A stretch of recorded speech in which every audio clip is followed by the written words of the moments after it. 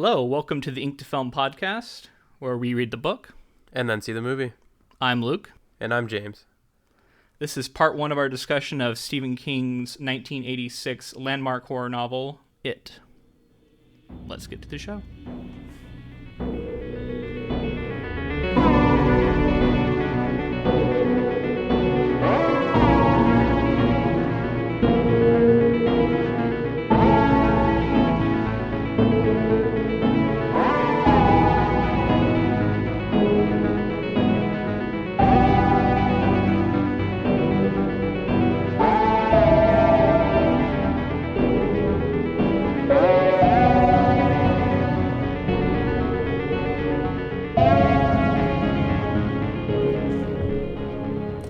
So let's start with talking about what this podcast is going to be and who it's going to be for.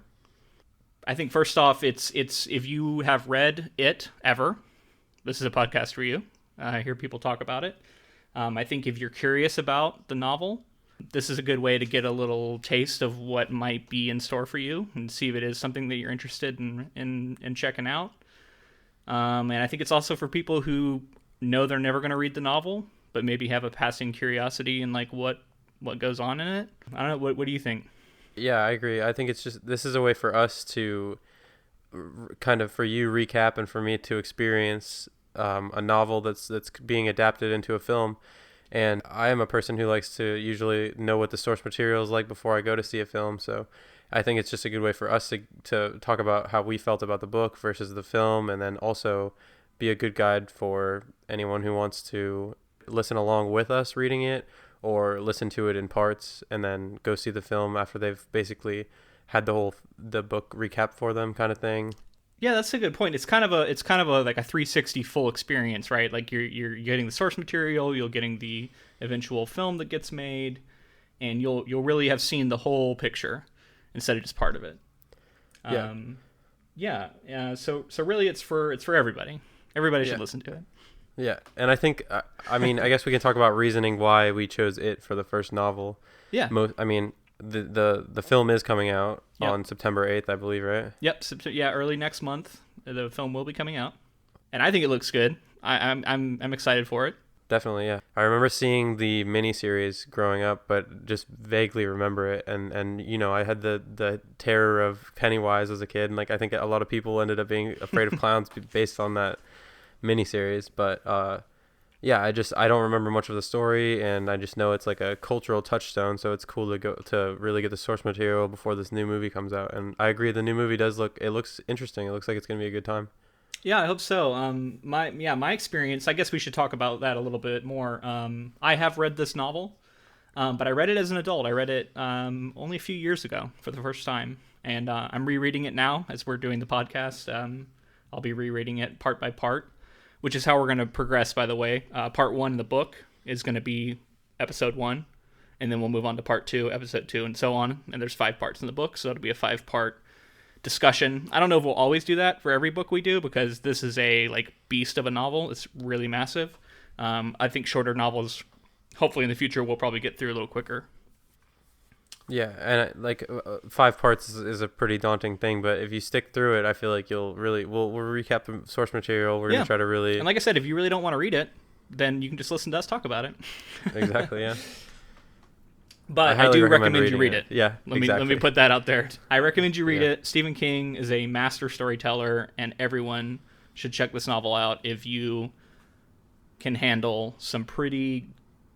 I guess there is some pretty graphic, some pretty grim, pretty extreme material in here. So that is a caveat. You have to be ready for that. There is a lot of violence, a lot of sexual violence, sexualized violence. So if you can't do that, then don't read it. But if you're interested and that doesn't worry you, then I totally think you should read it and read along with us. Yeah, I agree. We've read one part, and I already feel like I can recommend it to people. It's really well written. Like you say, Stephen King he's a legend for a reason. So yeah, and I think this is one of the novels that really established him as a major figure in not only the literary community but just everywhere. Because that movie came out, or it might have been a miniseries. I'm not 100% on it. The older version. I should say I don't know that I've ever actually seen that in its entirety. I think I'd seen clips of it. Yeah, it's even in my memory. I'm sure I don't even think I saw the whole thing. I just I just remember like Pennywise in the drain and all that. You know what I mean? Just those little things stick in your mind when you're a kid. So Right. So you haven't read the book though. no, never read the book. This is my first time through. Okay. So I think part of this is going to be a lot of me kind of talking to you about not only what we're seeing in the book, but also maybe where you think it's headed. I'm assuming you don't remember a lot of the plot from what you saw when you were younger. No, Yeah. just moments more than anything. Okay, so you know there's a clown and that kind of stuff, but beyond Right. that, you don't know exactly what happens.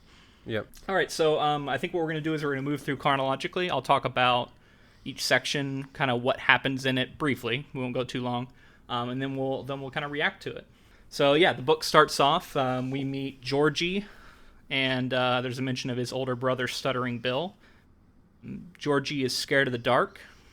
He's imagining something he calls the apotheosis of all monsters, it. We actually get the name there. And it's a creature that lives in his basement that he imagines that he has this fear of going down there because he imagines it attacking him. And there's a phrase I really liked King used called unzipped his guts is what he imagines it would do to him, which I just is brilliant. But yeah, so he decides he has a boat that he wants to go, like a paper boat that he wants to go play with, and his brother has helped him make it, and he has a conversation with his brother who's ill, and I don't know if you noticed this, but there is some hint that both of them kind of know that something is a little different. Bill tells Georgie to give him a kiss, which he thinks is odd, because he doesn't normally do that, and he tells him to be careful, which he notes is something that like a mom would normally say, but his older brother says that. So we get a little bit of a hint that somehow Bill kind of knows that something is off here. Anyway, I'm getting ahead of myself. Then he goes down. He chases his boat, which goes into a storm drain. And when he's at the storm drain, he meets Pennywise the Clown, who introduces himself. They have a discussion. He tells him that they all float down there and rips his arm off and kills him. And that's the end of the beginning. So what did you think of that? The beginning. Yeah. I mean, having seen the trailer recently too for the new movie. This is something that I was looking forward to seeing. I didn't necessarily think it would be so early on. I thought that they would kind of establish the characters a little more before having him die. But I mean, I thought it was great. I thought it was one of those things where it was like immediate. I mean, I have a younger brother, and immediately I was like, okay, I can see where these kids are. Like they had the brotherly banter back and forth. They had, they just had that dynamic, and so having one of them like bedridden, and then having the other one go off on an adventure on his own seems like yeah, you were saying there were like little hints of like something might be going on, but at the same time, like me reading it, not knowing exactly what was going to happen at the end of the storm drain, I was thought, he was like, oh, I can't go. He's my younger brother. I've got to be protective. But yeah, I thought it was very interesting that. Yeah. So I should probably note that in the book it's 1957 in a town called Derry, Maine. I'm not sure if that's going to be something they're going to keep into the new movie. It does seem like it's some sort of period, but I'm not sure if it's the 50s or if it's a different time period. Yeah, I'm not sure. But yeah, we opened in 1957. So yeah, you mentioned some stuff there. I wanted to ask more questions about it. So you had a feeling you wanted Georgie to kind of like stop him from going, but you kind of empathized with the older brother there. Right. Yeah. Bill. He was like he was like, oh man, my brother's going off on his own, and it's just one of those things that you think about as an older brother, like you need to be protective, and then of course, like Stephen King plays into that Yeah. terror of an older brother. I think that's one of the things I've always felt that King does an amazing job of, and that's his characters and making you feel for them and connect with them. So another thing, Georgie, when he's imagining this creature in the basement, and he calls it, and he imagines it. He doesn't call it. I don't think he ever calls it a clown. or imagines it being a clown. But there's a lot of similarities between what he imagines happening in the basement and what happens to him. Yeah. What do you make of As that? far as so, what's funny is like how I interpreted it when I was reading is I thought it was just like this sort of like shadowy mass, like nondescript creature. Like I didn't feel like he came out and said, "Oh, there's a clown in my basement." It No, was like I don't kind think of he ever more, calls yeah. it a clown. He just says Yeah. it's this unnamed thing, evil. Right. So, like for me, I'm imagining like a shadowy demon creature that has no form, almost something like that. And I thought it was a really interesting choice to have, a clown. People have found clowns terrifying. I don't know if they did back in the 50s or whenever that was, but I'm assuming they probably didn't. But just to have take something and have the juxtaposition of this like terror creature that's in the basement, and then something that children normally love, like a clown, and putting them together is really interesting. As far as like the things that happened, I can't even say that I realized that was happening. Like what he was imagining happening in the basement was going to happen to him. I didn't even realize that. Yeah. Do you think that there is like so there's clearly a similarity there between what he was imagining this thing was going to do to him in the basement and what actually happens to him? Yeah. Is there anything you think you could make from that, or any suppositions? I guess that Stephen King is like playing into the idea that children have some sort of sense that grown-ups don't or something, and Okay. he can maybe like the kid when they're children they're more perceptive. I mean, knowing what I know about later in the chapter, it seems like as adults some of the characters kind of are have something going on where they're not quite remembering everything that's going on. So I'm assuming it has something to do with being a kid and dealing with those things that you can't really tell an adult about because they'll think that it's fake, and then when they're actually grown they don't believe it as well, even though I'm assuming something happened to them when they were kids. Yeah, there's a lot of kind of it hints that maybe children are more susceptible and sensitive to these kind of things, and that maybe more willing to believe in monsters. And I think that will become that is a through line that I think it's important to kind of keep an eye on. Okay, so let's move on. We the next section we get a description of. It's interesting because it does kind of jump a little bit in time. We get descriptions of a crime that occurs at a festival. A man named Adrian Mellon, who gets preyed on by, I think we got some Webby Garten is his name, and some of his crew, who are displaying some really terrible homophobia, and decide to attack him.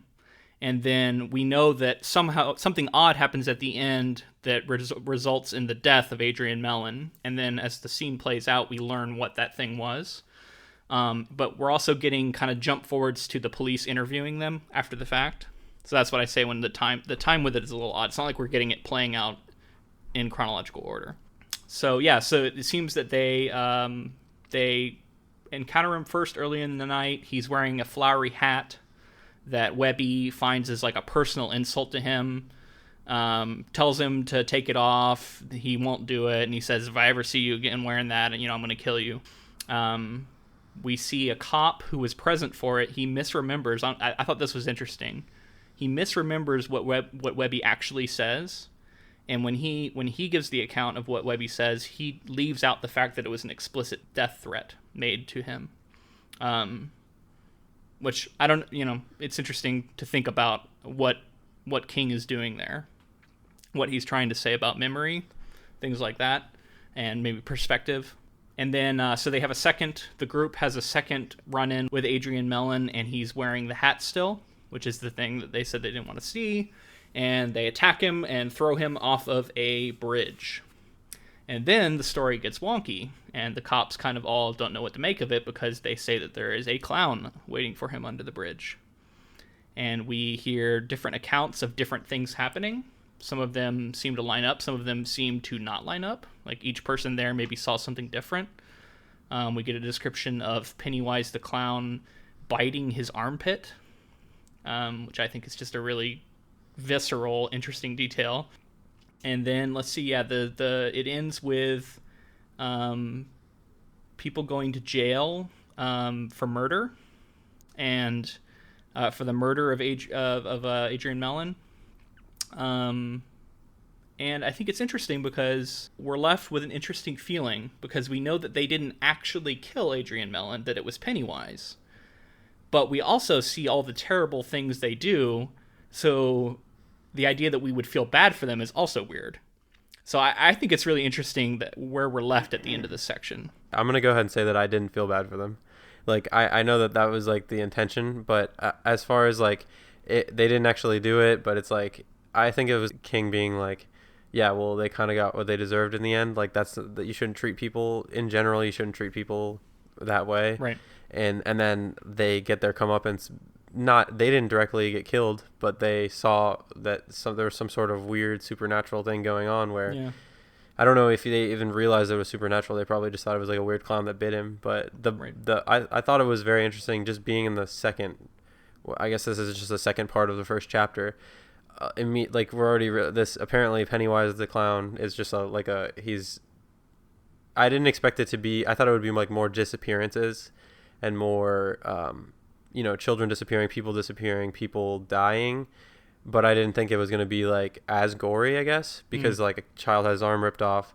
This guy's bit in the armpit, which is weird. And then as the parts go on in this chapter, it's just interesting that it's like so completely gore. I guess I would just say it's like much more gory than I was expecting. Explicit. Yes. We do get also definitely some supernatural stuff happening. Like he's not just a clown. He's got, when he bites his armpit, he's got these like crazy teeth. We hear descriptions of balloons just like filling the air underneath the bridge.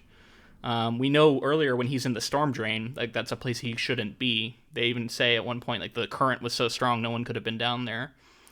So you definitely get the impression that this is like supernatural being, not just a crazed man in a clown suit. Right. Is that what you remembered from the show, or did you expect like it was more about like a serial killer? Yeah, I kind of didn't really remember it being. It didn't seem supernatural to me. Like from what I remembered, I just remembered a creepy clown.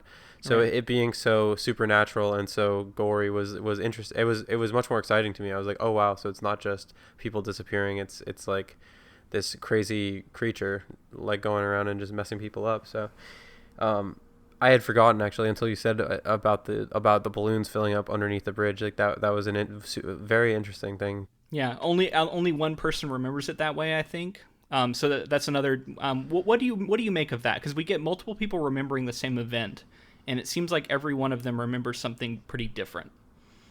The theory just came to my mind. Maybe each person experiences it differently. Maybe he's like has a designated experience for each person within that area, and they're all experiencing something different, so that there's no clear cut way that it happened. Like it happened all of those ways. All those people actually believe that it happened that way because that's what it or Pennywise wanted them to think, or something like that. We do get some hard proof, if you want to call it that, where they talk about the coroner's report saying that he did have like a big chunk missing from his armpit.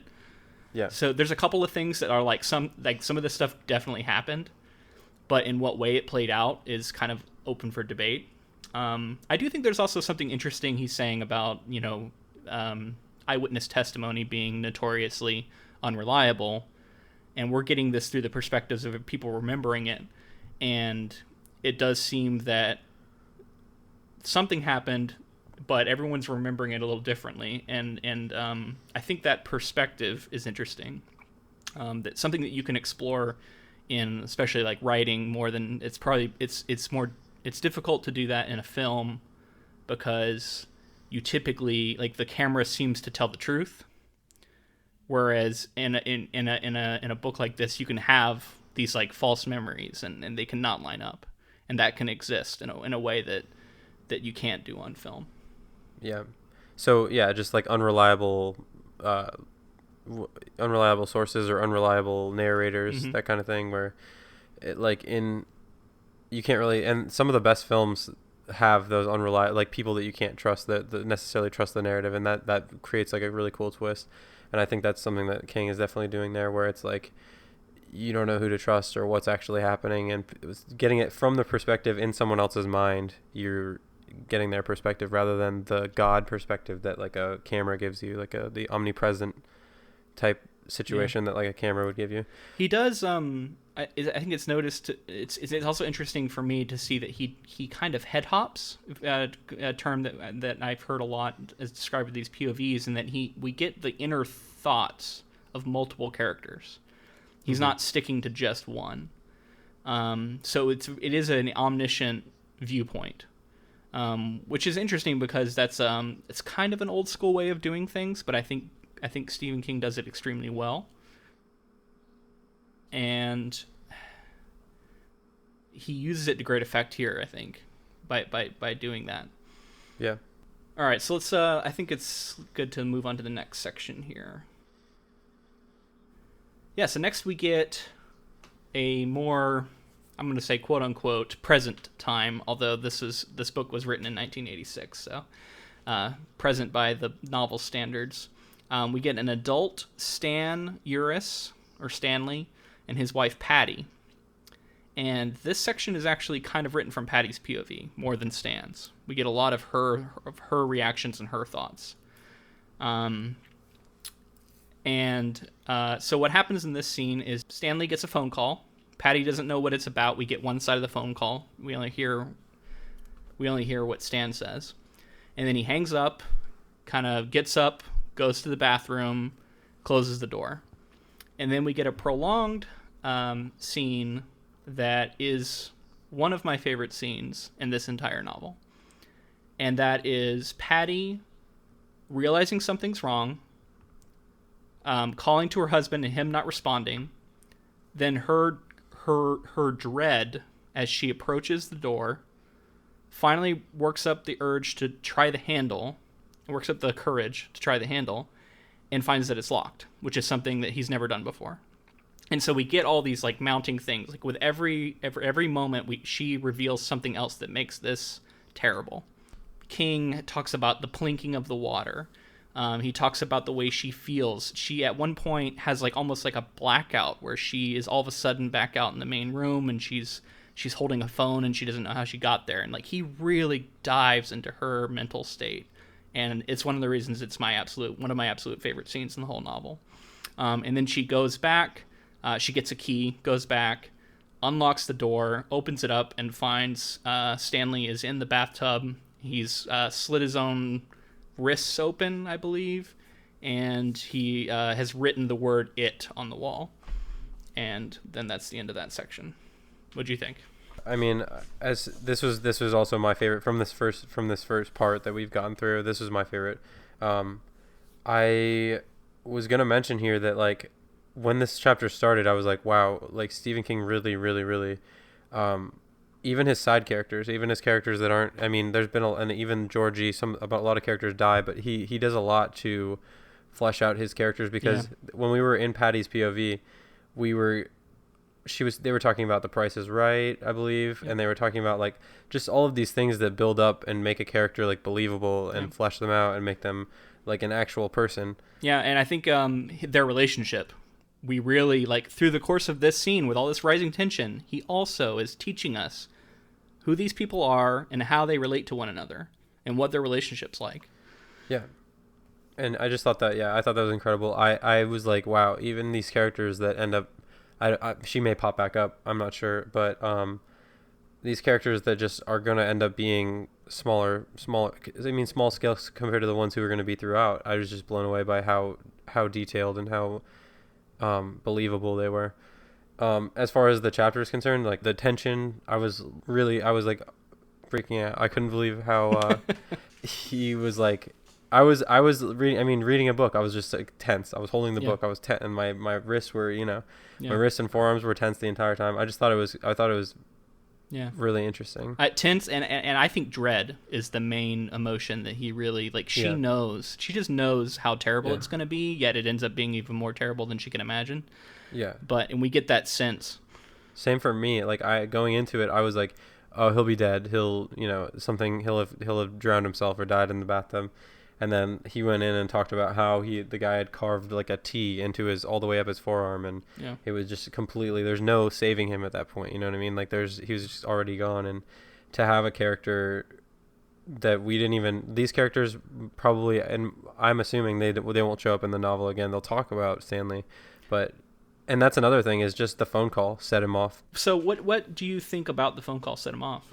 Is that something you were able to figure out from the context?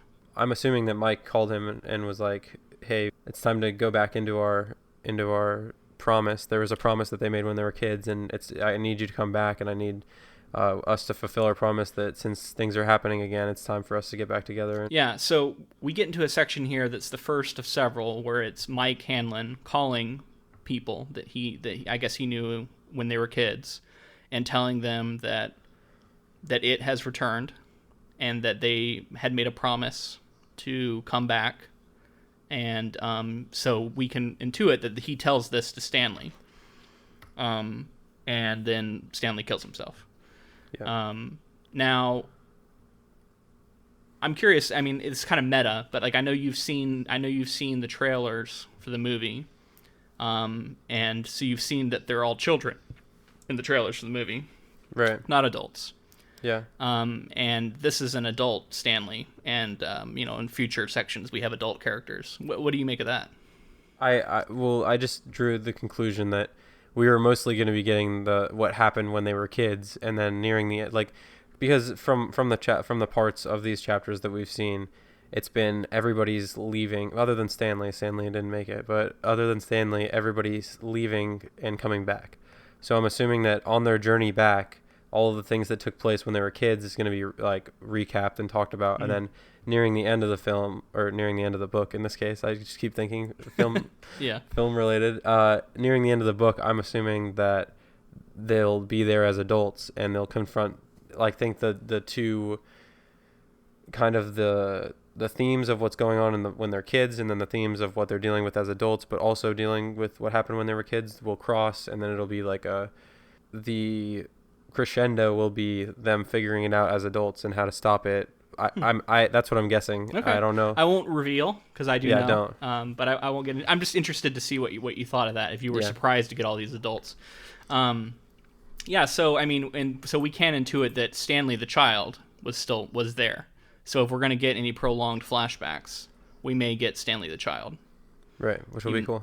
Even though Stanley the adult is now dead. Mm-hmm. Okay, so next up we get a similar call. I think it's already been made, and we meet Richie Tozier, who is a radio DJ. We get him. He makes a lot of different voices. That seems to be his thing. I have a note here that says we first hear about Henry Bowers, a bully who used to chase him and his friends. I'm just highlighting that because that's an important name to remember for later. He talks a lot about memory.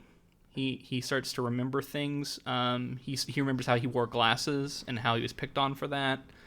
And then at the end of that, he has a part where he thinks of himself as a dead man walking. And he gets in an argument with somebody at the station, I think, because he tells him he has to leave, and he's going back. He's taking Mike up on what he told him, and he's going to go back to Derry. Did anything stand out from that section to you? I have a few things written here. The things that I really enjoyed were, obviously, this guy uses the voices. It's probably something he developed as a child. He uses the voices to cope with things that he can't control, yes, or that kind of thing. Yeah, I have that note too. Yeah, coping mechanism for sure. Right. I think that's a cool character trait. Like, I think that's just a cool thing to have. I thought it was interesting that as adults, all of these people would just be like, okay, it's time to go back. Like, it's such a serious issue for them as kids. And I don't think we learned in one of the parts, we learned that all of them had forgotten about it. Yeah. And then not until Mike called them did they remember. So it's just interesting that they remember this thing that they had forgotten. So obviously it wasn't that important to them in their adult life. But then when their old friend from childhood, Mike, calls, they drop everything, whatever's going on in their lives. Most of them, other than Stanley, are able to give up what they're doing and leave. So is that your take on it? I mean, it's kind of talking about everything. But since you mentioned it, I'll ask you now: is that kind of what you think? You think they've forgotten about it because it wasn't as important to them, maybe? Or do you think something else might be going on? Yeah, I definitely think it's something else. I just think that it's just like there's some sort of spell or something that made them. So some sort of block, maybe supernatural. I'm assuming supernatural, but Okay. I just thought it was very interesting that like, if you made a promise about it as a Yeah. kid, it would be something that you would remember for sure. And then the fact that there was a mental block or a spirit, like supernatural Right. block, whatever it was, had them all forget about it. And then when their friend called, then they were re-engaged. And I also thought it was very interesting with we'll talk about it when we get there, but that every 26 years or 25 years something seems to be happening. I think that's very interesting. I want to 26, say it's 27, 27. I want to say 25, it's 26. 26, 27. Yeah. Yeah, something like he that. says it's if he does say it's a range. Like it's not always Yeah. the same. Okay, so let's get to the next section. We got Ben Hanscom. We meet next. Also getting a phone call. Or he has gotten a phone call, we should say.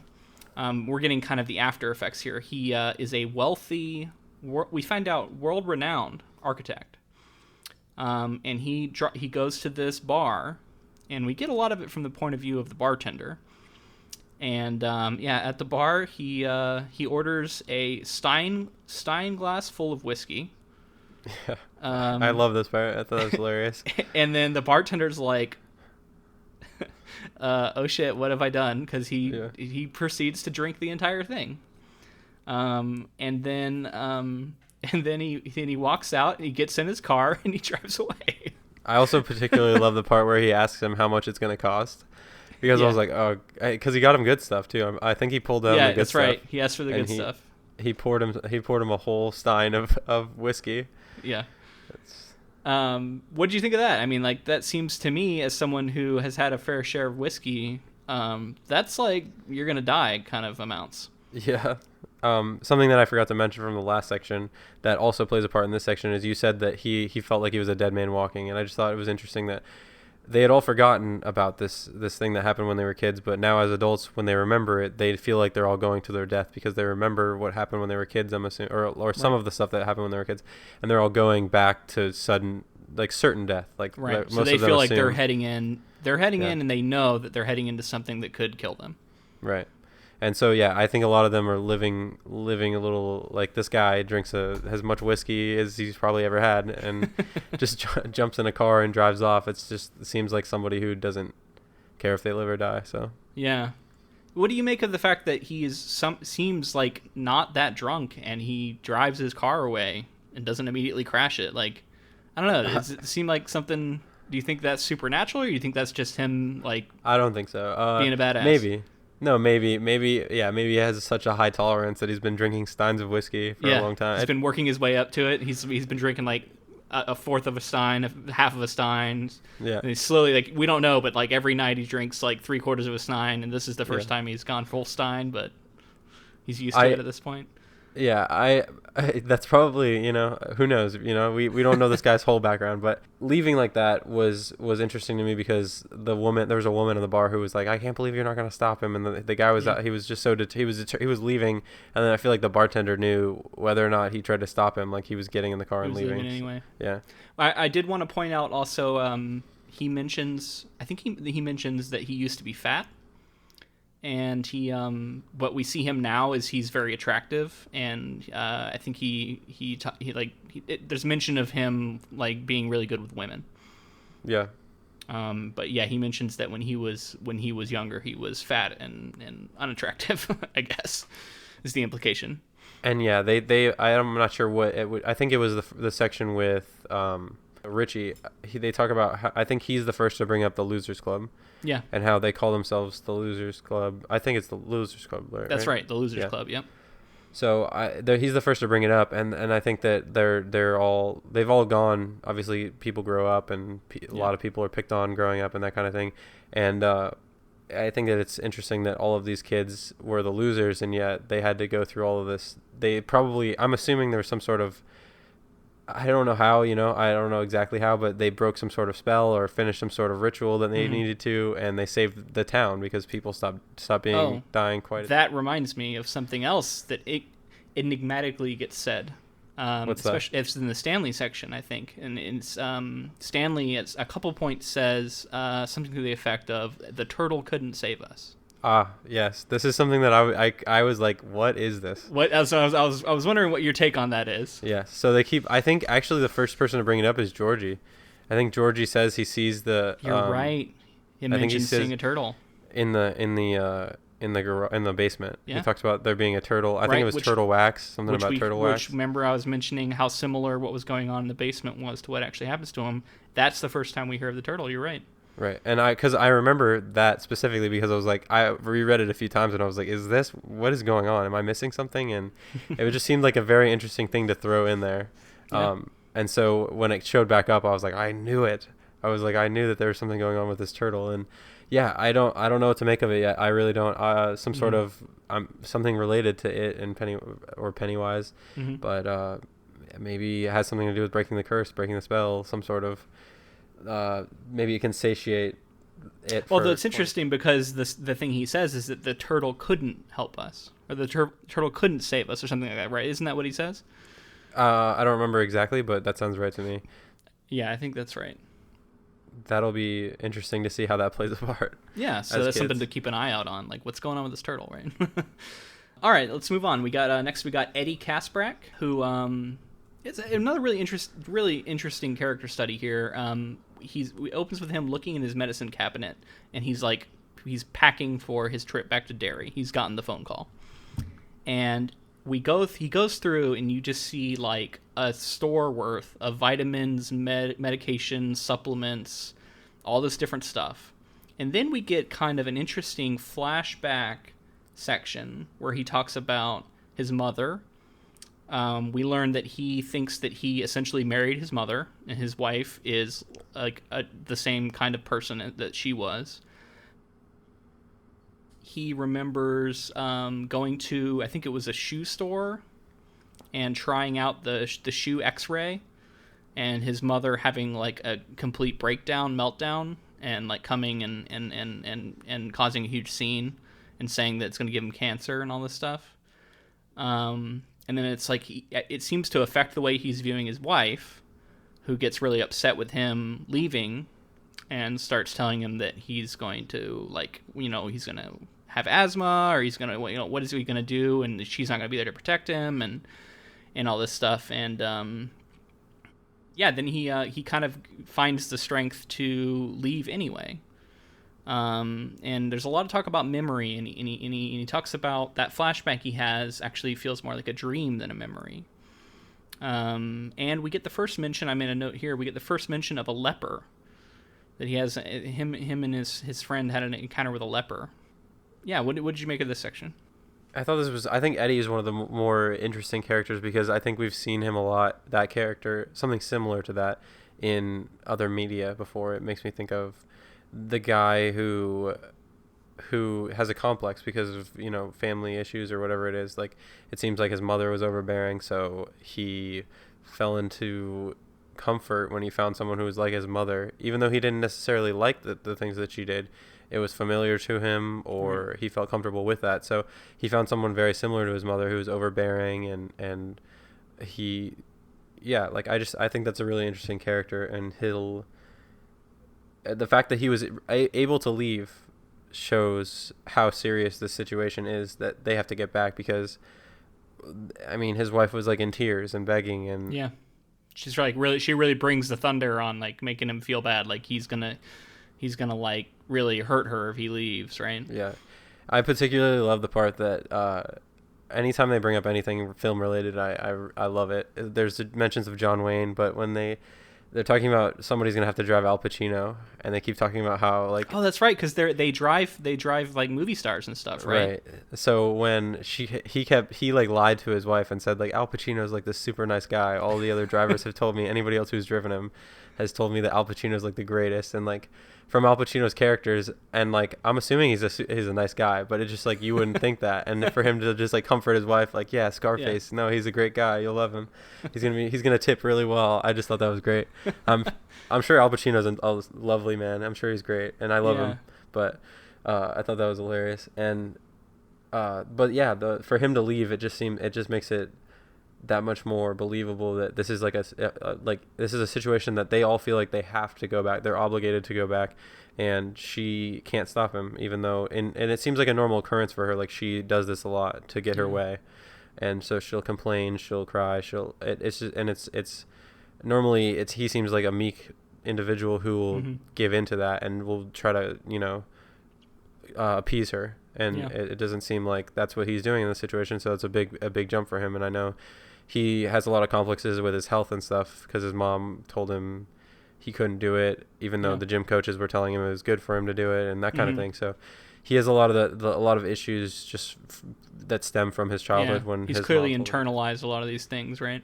Definitely, yeah. And that goes back to the medicine cabinet. I really want to talk about this in relationship to the next section. Maybe we should wait until after the end of the next section. But I think I just want to put a pin in that. I think Eddie's what happens with Eddie in this part is really interesting when you consider it next to what happens to Beverly. Yeah, I agree. Okay, so next up we get Beverly and Tom, which is another fantastic scene to me. Part of it for me is because Stephen King is like walking a tightrope in this whole section. He's doing like writer, like backflips on a tightrope. He's really showing off a level of skill that I think is quite amazing. And when I say that, I mean because most of this section is told from the point of view of Tom. And it's him, and he takes us into the mind of an abusive, horrible human being. And he shows us the way he thinks, his obsession with dominance, how he is sexually excited by pain that he's inflicting. And it's a really frightening look at this man's psyche. But he also manages to find humanity in this guy. And he talks about how his mother made him feel as a child. And he talks about, like a history of abuse that Tom dealt with. And you can see that he doesn't come out and say this is why he's like this, but you can see that there's this kind of like history of violence that is behind why Tom is the way he is. And I talk about the difficulty of this because, there's a lot of people who would read this and would be offended and wouldn't be able to handle it, and that's fine. Everybody's gonna, and especially if you have exposure to this kind of thing, it can be just extremely shocking to you and bring back memories you don't want to go with. But I think it would be wrong to say that King does it in a way that isn't careful and it isn't empathetic and it isn't in a way that glorifies it. He instead shows us Tom and how awful he is, but also how human he is. And then we see Beverly is in a weird way complicit in this relationship. And that's a really complicated thing to even talk about. But we see moments where it seems like she has had a history of this kind of relationship with men. And there's a mention of her father. And that it seems that maybe she kind of married her father, to go back to that Eddie, who's apparently married his mother. Mm-hmm. And then she, much like Eddie, rises above. And we see her fight back for the first time, it seems like, in her adult life. And there is an epic showdown. And, man, the way he describes the flying perfume bottles, the belt, just everything between these two characters. She fights back. There's a lot of blows given both sides, but she gets the best of him, gets out into a taxi cab, and has a really truly victorious moment where we really cheer for her, I think, where she gets in this taxi and leaves him behind. What did you think? Yeah, I thought this is another one of those scenes where I was like, at first I was like, how is she gonna get away from this guy? Because clearly this guy, well, it is interesting though, because the guy doesn't even think that he doesn't think affair right away, right? He's like, he doesn't think that she has it in her to do it. She wouldn't dare. Right, she wouldn't dare. And I think that that's really interesting that he, like you said, like we're in the mind of an awful person. And he's pushing the boundary, he's making it so, and this is 1986, right? So like, this isn't modern day social media environment. No. This is a time when like these things happened, and like, it's awful. And it just wasn't like, I feel like women felt like it wasn't talked about as much. Right. It was harder to get out of that situation because it's just something that happened, which is awful and wrong. Right. And I just think that for him to write this in the mid '80s is it's very interesting. That's what I was thinking that while reading this. I was like, wow, he's confronting something that's I mean, it's always been an issue, but he's confronting something at that time. So if I can kind of analyze that a little bit, why do you think we're getting such a stark look at? There's also a lot of similarities between Tom and the homophobic assholes who killed Adrian Mellon. Right. And both times he really shows how the hate works in their minds. Yeah. Thematically, if I had to put you on the spot, do you think there is something being built there? I can see that there's the connection there, that we're seeing these these people that are just, they're irrationally like hateful. They're hateful for the sake of being like prejudiced or hateful, and there's something in their mind that might be tweaked or something like that. There might be something within their upbringing in the case of Tom. But it's interesting because, like you say, I was really, we're in the mind, and he rationalizes it. Like, we're in Tom's mind and he has like It's reasons for scary how doing it. well he explains the motivations and how much we understand it. Like we believe that this guy thinks this way. And then when she goes to fight back, he sees it as like, he doesn't see it as, oh, she's sticking up for herself. He sees it as she's being bad initially, right, for Yeah. smoking. Yeah. So he sees it as that, and he feels like he needs to be the disciplinary in the situation, Yep. and force her to stop, and by any means, whether it's hitting her or whatever it is. And then as it escalates, he's like, oh wow, he's like, it's time for her to be even more punished. And then by the end, he's full blown gonna kill her if he can get Yeah. to her. And it's multiple times he mentions how she doesn't see him. He feels like he isn't even there. And there's a lot of like, this guy, it's all about control, it's all about feeling important, and it's clearly tied to his own lack of like self-esteem, and it's not to explain it, or to I mean, it is to explain it, but it's not to like somehow make it more palatable. It's just King like really cutting to the quick and like understanding these kind of situations, and this kind of situation at the very least. Which to me, like I said, like this is him doing backflips on a tightrope for me as a writer. It's amazing stuff. I'll be interested to see how much of this they dive into in the film, because I don't know. I almost don't even know if they're gonna do any of the adult stuff, which would be such a disservice to the source material. Now, I have heard some stuff. I guess I don't know if it would be spoilery to bring it up with you. I don't know. I don't know if we should address that or not. I will just yeah, I'll just bring it out. It's pretty out there. I have heard, now I don't know if this is it's definitely going to happen. It might depend on the success of this movie, but I from what I heard is that a second movie is planned. Oh wow, I did not know that. Okay. And if you think about the fact that we've talked about, this first movie clearly is focusing very much on the kids. Yeah, You could assume that maybe the second movie is going to deal more with the adults. that's interesting. I don't know how I feel about that. I think it's such a large book that it makes sense in order to hit all of what they want to hit, but at the same time, I don't know that it's like, I don't really like, I don't know. So we would get, I like the disjointed narrative that we have going on in the book, and I would hope that like a film would do the same. Because if we just get this all as a linear story, I think it takes away from a lot of it. Well, I'm going to go ahead and prepare for that to happen, because I suspect that is what's going to happen. Now, I might be wrong. They might have some sort of flash forward to begin the movie, but my prediction is we're going to get a straight-up tale told of the past and what happened as in the past. That's my suspicion. I could be wrong. And then I think we'll then get a follow-up if the movie's successful, which I think it will be. We'll eventually get part 2, which will tell the story of the adults. And it'll be interesting to see, because I agree that there's a lot that will be lost in the interplay of those two.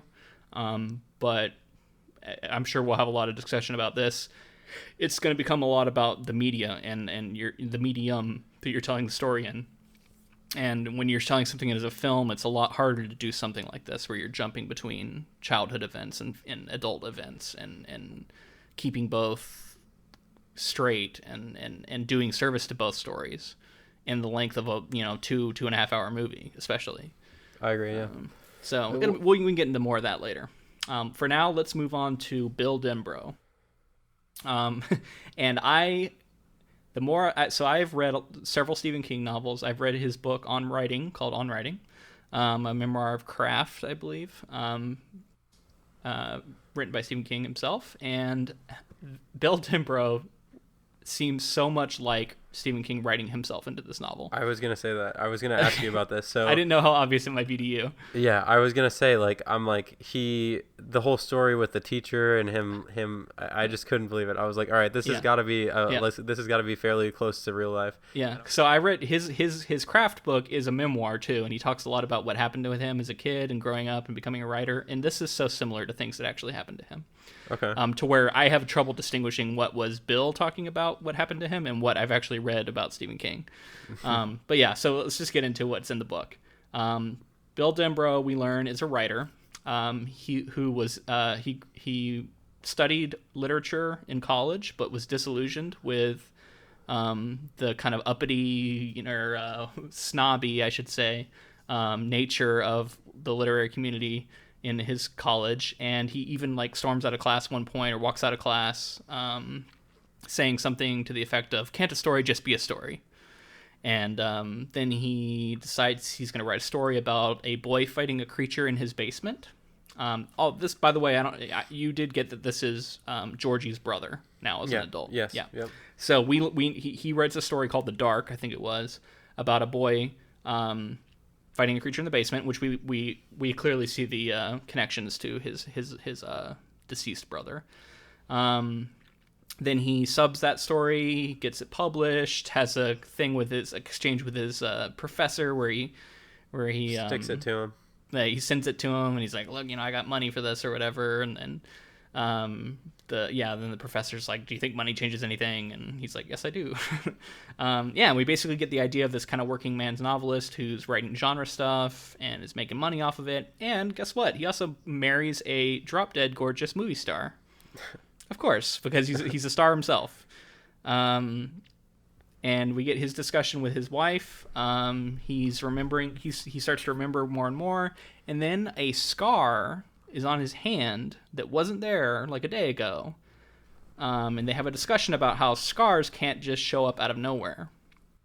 And then, as he's talking, he begins to stutter again, which we learned he has not done in many years. So, what did you think about that? The whole time reading this, I was loving it. This was another one of my favorite parts.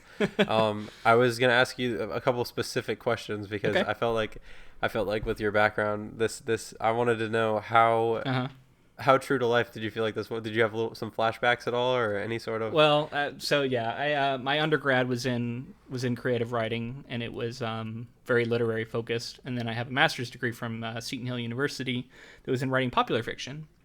And so I made the shift. I went from literary to genre. And yeah, this is all still out there today.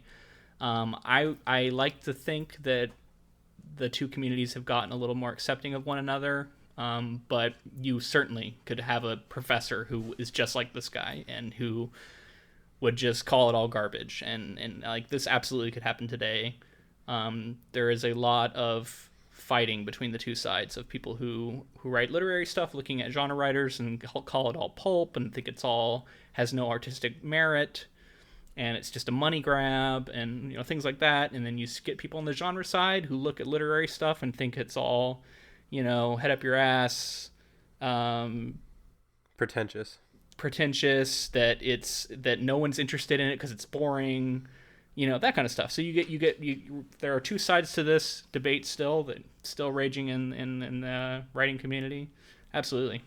So yeah, I mean, just from my limited experience, I took one creative writing course that I had a very similar situation. It was a fiction writing class, and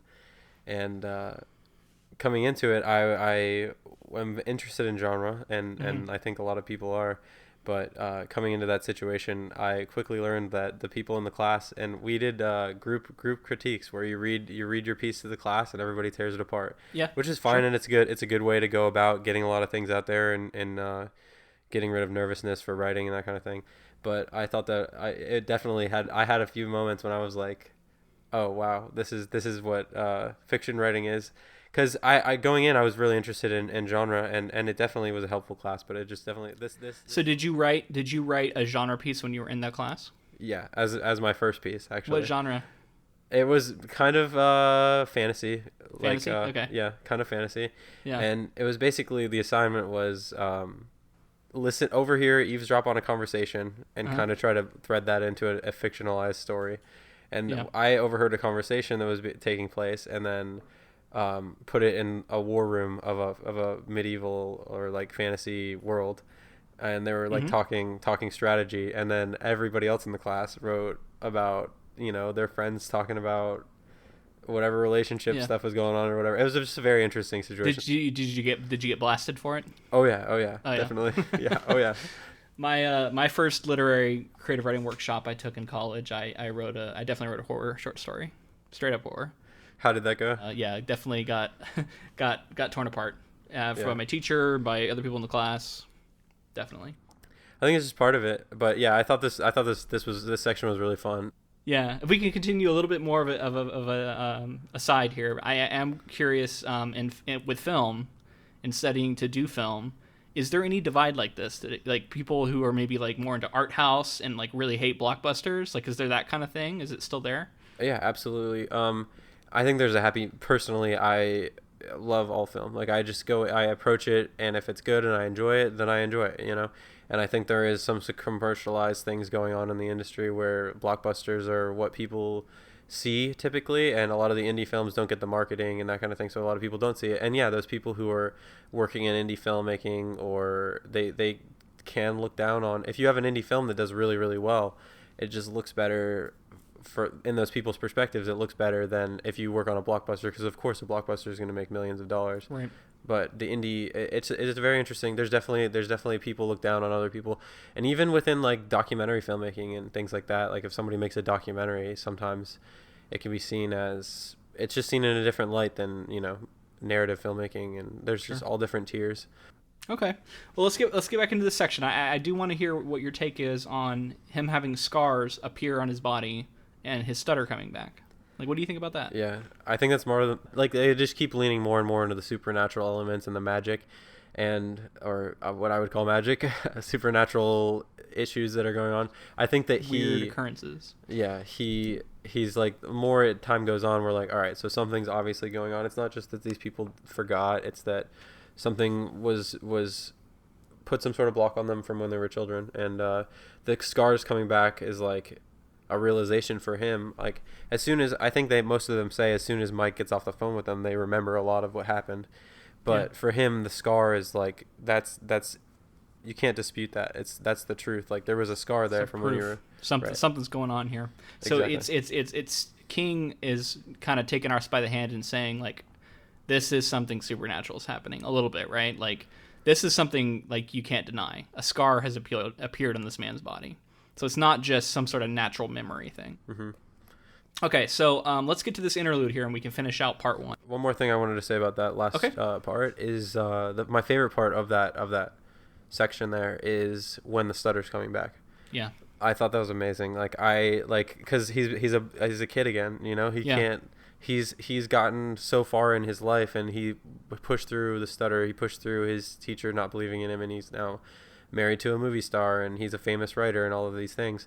But still, at the end of the day, the Pennywise or whatever happened back when they were kids, the promise Hmm. that they made brings him back. He has no control. He's that same kid. I Yeah. just thought that part was great. Absolutely, I totally agree. Him almost being like he's surprised when it happens. It's out of his control, and it's kind of terrifying. The idea that something like that could just sneak up on you, and all of a sudden now you're stuttering again. Like I found that like deeply unsettling. Hmm. And yeah, I agree. That's a great part there. There's one line when he's stuttering to his wife, where she can't handle it. Like, he talks about how she can't hear the stutter. She's like, just go, please go, Uh-huh. because it's not the man that she married. It's some boy Right. that can't. Somebody else. Yeah. Yeah, it's not as seasoned as he is, and I just thought that was like, that made me cringe. I was like, please make it stop. Well, get used to reading some stutters because I'm Yeah. going to tell you there are some more in this book. All right, so next up we get the interlude. And the interlude is from the point of view of Mike Hanlon, who has been the man who's been calling all of these other characters, we learn. And he is back in Derry. He never left. And he has taken upon himself to start researching the history of the town. He works at a library. And we learn that people have started dying again. And because people have started dying again, he started doing research. And he has found that every 27 years or so, that Derry has some terrible deaths, disappearances, and they seem to cluster together over the course of a year or a little over a year. Going all the way back to the original settlers of the town, and he thinks maybe beyond. Basically, it's always been happening as far back as anyone has been writing anything down. He talks about, at one point, the whole town went missing very early on. He talks about something called the fire at the Black Spot, but we don't get a lot of information about that. And he talks to some old timers in modern day, and they tell him kind of like, yeah, we know about this thing. Other people have kind of noticed this, but no one talks about it. And we hear one really big one is there's an Easter egg hunt at the ironworks that he reads about and he knows about, where 88 children died in an explosion. And there's a few other things referenced where these other like crazy events happen in the town history. What'd you make of this section? I thought it was really cool to get the backstory and the history of that town. A story in history that's always fascinated me is the Roanoke disappearances from the early settlers and stuff. There's definitely a big like connection to that, right? And so when they talked about it being very similar, I was like, this is great, this is awesome, this is something I can really sink my teeth into. So he's going into the history. I mean, what is it in oil? What was it with the eggs? The egg. The hunt? ironworks. The ironworks. Yeah, this Easter egg hunt at the ironworks where it exploded. Yeah, obviously, that was it. That was Pennywise or whoever. Yeah. So you're like, it's behind this somehow. Yeah, it has to be. So, and it's seeing how far back it goes, that shows you that probably wasn't a clown back then. It might take the form of whatever is going to be what scaring whoever is there, whatever generation is going on. And so I just thought it was interesting that I can't say that I know what it's going to be in the end, but it's definitely going to be something ancient, some ancient evil or something. Okay, so yeah, this is you thinking like, okay, this is some ancient evil that's got, it comes in many forms. It clearly, if it's somehow responsible for all of these occurrences, it's working in different ways, right? Like, and it seems to be, to me, it seems like it's implying that it's affecting the actual people in the town too, not just preying on them. So yeah, it really is a deep dive into Derry's history, and then we get him. I think we get a little bit. It ends with Mike feeling kind of guilty, but also feeling like it's necessary to call all of his old friends and have them come back. And anything else you want to talk about with that interlude? Like I said before, it's just I thought it was so fascinating to get into the history and to hear the old timer talk about how it happened 20 something years before when he was just a boy. When Bill was just a boy, to hear him talk about that and how he wouldn't have remembered, but there were things that happened and things that they did to make it end then, he was being vague, but I'm not exactly sure what he meant by what they did or how they handled it, but literally with like his dying breath, he had said, he's like, just give up on it, just go. And he's like, Bill says, I can't give up on it. And then the old man says, then beware, because something's out there, he's going to get you. Yeah. He basically warns him, don't look into this, and he's like, oh, I'm doing it. There was a part where I can't remember. I think he was talking to a man whose daughter had died. Yes. And the man mentions that he could hear his daughter's voice in the pipes, like down the drain. And then we find out that his daughter was one of the ones who went missing or was killed. And I just thought that was like a really creepy part, where the idea of hearing your dead daughter talking to you from the drain. Yeah, and I really didn't know what to make of that. Like, I just was like, okay, well, something happened to her, obviously, and she's haunting you guys, or something's like making you guys miserable because, right. And reminding you of your. I think they said his wife couldn't even go down there, and he had to be down there for whatever reason. I can't remember what the reasoning was, but he had to be down there, and he would hear it all the time, and he just had to deal with it. Yeah. Okay, that's the end of part one that we read. That's everything. We are definitely getting along on time. Do we want to do any overall thoughts, or do we just want to end it around here? Yeah, I guess we can just do overall thoughts.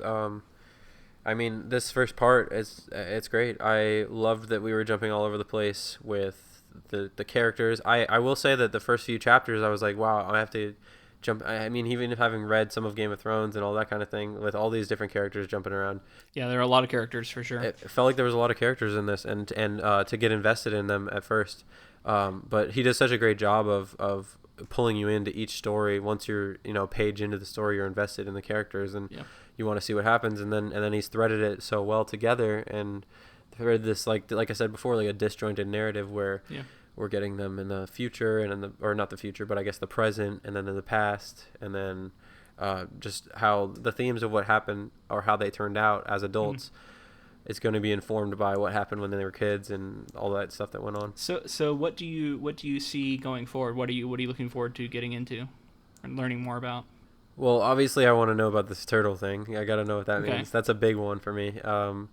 I'm excited to see them reconnect as adults. I can't wait to see the whole group back together. Okay, so you're excited to see the adult reunion. Yeah. Yeah, and then obviously I want to see what happened when they were kids and how they handled the situation. So you want to learn more about the Losers Yeah. Club.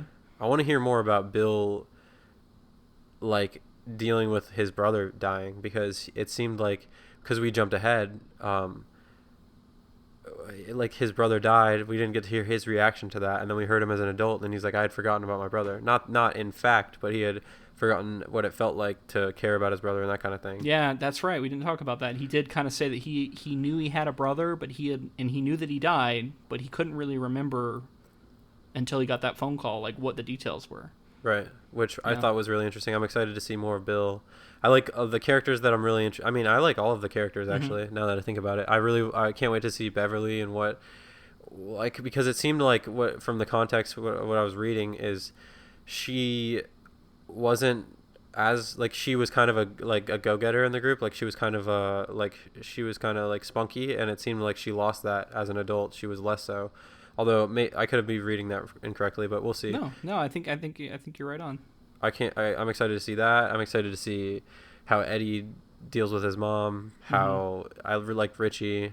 I liked his whole. I can't wait to hear. Are you good with them continuing to bounce back and forth, or do you kind of wish they would like keep to one timeline and stick with it for a while? Or? I would rather get bouncing around, but I'm fine with either way. I can. Well, I guess really we got mostly the modern timeline here with a few kind of flashbacks, but not a lot of flashbacks. I think the thing that I'm most excited to see is them as kids interact, and then seeing how they interact, see where they end up. You know what I mean? Knowing them as adults, I'd like to see what made them who they are today, that kind of thing. Sounds like you're excited for part 2. Yeah. So am I. So you have any thoughts of the first part overall? I mean, I think we've both talked about. I don't want to like get into a thing where it's all just praising Stephen King's majesty and his power, because it's well established. He's a great writer. He's earned a lot of what's come his way, I think. Not to say that everything he ever wrote was amazing, but this is an amazing novel in my opinion. And we'll see how we continue to feel about it as it goes forward. I think it'll be really interesting to see how your opinion stays the same, grows, changes. So I hope people come back for the next few parts. I guess we should talk about that. Our plan is to do, I think we said at the start, we want to do a podcast for each part. And then at the end of it, we'll go see the movie. And then we'll have another podcast where we talk about the movie, what we thought of it, and maybe how it held up to versus subverted versus surprised us in comparison to the novel. Yeah, another podcast episode. So it'll be five episodes. That's right, of us doing the book, and then one, maybe two of us watching the film. We're gonna go see it as soon as we can in theaters and get it out as soon as possible. We'll hope we can get it out around that time, depending on how quickly we can get these recorded and uploaded. We'll see. And we have to read this whole book, so we'll see how we do on time. But that's kind of my goal, is to try and aim for a release of that movie episode around the time the movie's coming out, which would be September 8th. September 8th. Okay. So we want to thank Ross Bugden for the use of our intro music. Social media, you can find us on Facebook. We're on Twitter. It's just Ink to Film. Yeah, at Ink to Film on Twitter. Adding to film.